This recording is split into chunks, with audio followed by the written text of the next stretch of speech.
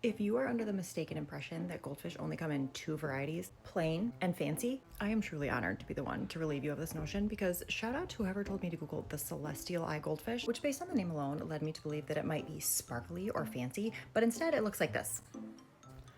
Bless his heart. I would be so mad. It's not named that because its eyes are shimmery and sparkly and beautiful. It's named that because it appears to have been horribly stepped on, and his eyes are perpetually gazing towards the heavens. I'll be honest, when I first saw this, I assumed this was either AI or that he needed to make a visit to the aquatic emergency room, because this looks like a medical emergency to me. But apparently their squash blob eyes are a feature, not a bug. I predictably love it, but I do fear this is one of those situations where we've selectively bred them to look like this because it looks super goofy, but it's like their lives are actually terrible because they can't swim or see. But that guy sent me down what is honestly a delightful rabbit hole of weird goldfish. And not to be outdone, I really like this guy. These are bubble eye goldfish, which are also inexplicably very real. I'm gonna be honest, if I saw this in a pet shop, I would find the nearest adult immediately, because cannot emphasize how much this looks like it requires a doctor. But no, standard issue. It also comes in this chin breast variety, which looks less uncomfortable, but more like she had an overzealous plastic surgeon. Do you see what I'm saying? This one, the top blobs look kind of deflated, but the bottom blobs are perky. Then I learned about the Ranchu goldfish, which says it's the king of goldfish, and I have never heard of this goldfish before, but I guess I'm not a goldfish